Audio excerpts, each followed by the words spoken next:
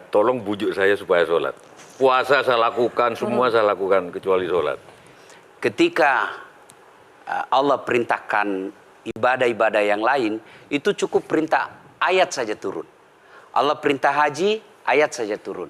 Allah perintah puasa, ayat saja turun. Allah perintah bayar zakat, ayat saja turun. Tapi ketika Allah perintah sholat, tidak boleh ayat turun. Nabi dijemput oleh 2 malaikat, kemudian diajak naik, ketemu dengan Allah untuk menerima perintah ini. Kenapa? Karena perintah ini sangat penting. Mas, saya boleh dagang, bayar zakat sambil nyanyi. Saya boleh haji sambil nyanyi. Tawaf, labbaik Allahumma labbaik, labbaik la syarika laka labbaik. Boleh.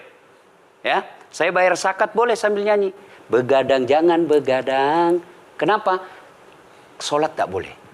Allahu Akbar. Darah muda, darahnya pada batal sholat saya. Kenapa? Inilah puncak penghambaan kepada Allah. Jadi puncak penghambaan kalau saya meraku hamba, sholat. Yang paling mulia dalam tubuh kita, kepala. Adik-adik bercanda dipukul pantatmu masih senyum. Dorong dadamu masih senyum. Tapi jangan bercanda pukul kepalamu. Tak, kau pukul kepala saya pasti saya marah. Kenapa? Harga diri di sini.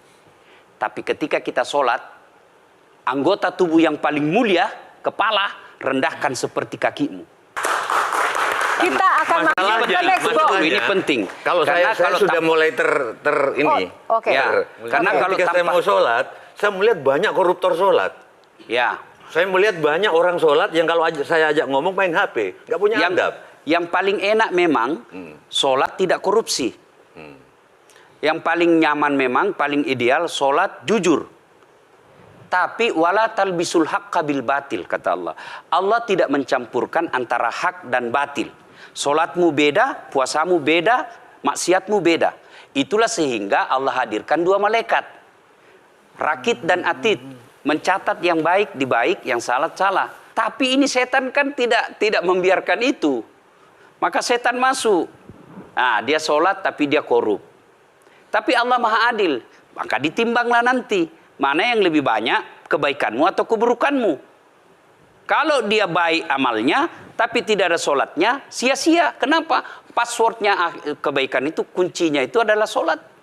Ustadz ketika naik haji, naik pesawat. Pesawat itu mungkin dibikin orang yang nggak sholat. Iya, betul. Terus gimana dong? Nah, kursi itu mungkin dibikin orang yang nggak sholat. Iya, betul. Terus? Nah, bagi orang yang tidak sholat itu, Allah nanti perlihatkan amalnya. Yang ciptakan listrik ini luar biasa amalnya. Iya. Saya bisa dakwah karena ada mic. Iya. Dan mic itu dari orang non-muslim yang ciptakan. Maka Allah nanti pamerkan. Ini kau punya amal. Ini 10 guda, 10 miliar kau punya amal. Mana passwordnya? Mana kuncinya? Kuncinya itulah sholat. As-sholatu imanuddin, as-sholatu miftahul jannah. Sholat itu kunci kebaikan, sholat itu tiangnya agama. Sebuah bangunan, dia bisa berdiri tanpa dinding. Sebuah bangunan, dia bisa kokoh tanpa atap. Tapi ketika bangunan tidak punya tiang, pasti tidak kokoh. Tiang itulah dalam agama, sholat. Dia tidak husuk, tidak ada urusan. Allah tidak hitung kamu husuk atau tidak. Kamu datang deh sujud sama saya. Orang haji kan melempar 3 jumroh. 1 tiang, 7 batu. Kenapa tidak dikumpul saja itu?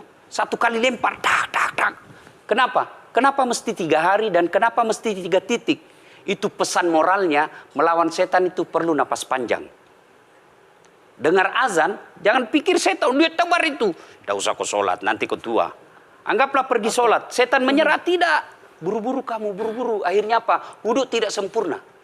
Anggaplah Anda wudhu dengan sempurna. Setan menyerah, tidak. Masuk masjid. Tidak usah sholat sunnah, tidak usah sholat sunnah. Prinsipnya setan, kalau dia tidak bisa dikalah, jangan untung. Nah, gimana Mbak Teja? Udah teryakinkan? Oke.